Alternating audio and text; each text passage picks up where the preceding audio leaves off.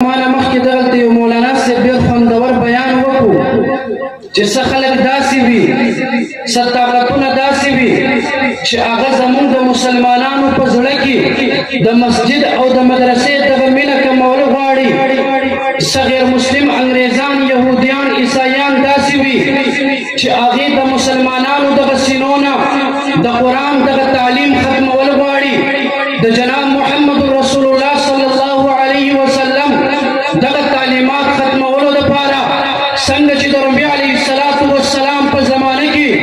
آغی کوشش کرے واہ دا قرآن ختم والغختلا دا رسول اللہ تعلیمات ختم والغختلا لیکن رسول اللہ صلی اللہ علیہ وسلم پا یوم مدرسہ کی دا صحابہ کرام داسی تربیت وکڑلا رسول اللہ صلی اللہ علیہ وسلم پا آغا زمانے کی آغا خلقوں کی دا عمر غند کی اشخاص پیدا کرلا دا ابو بکر غند کی سچا مومن اور صحابہ پیدا کرلا دا عمر غند کی دا خالد بن ولید غند کی دا معاویہ رضی اللہ عنہ غند کی دا علی رضی اللہ عنہ غند کی صحابہ تربیت وکڑلا رسول اللہ آگے دا پیغام برکلا رسول اللہ دس برکلا اے صحابہ دا قرآن حفاظت بکوئے اے صحابہ دا دین حفاظت بکوئے اے صحابہ دا قرآن دا پارا اپن زان پا پیش کوئے دا قرآن دا پارا اپن بدن پا پیش کوئے مال پا پیش کوئے اولاد پا پریک دائے دا قرآن دا پارا جہاد میدان کا بزائے دا کافران سرا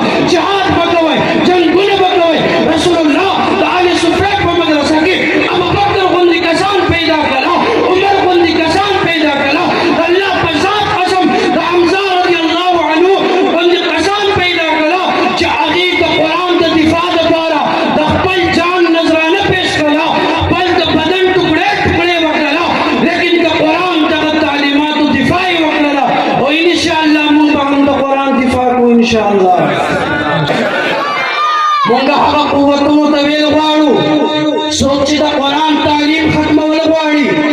سوچی دا اللہ کتاب خلاف دا قوانین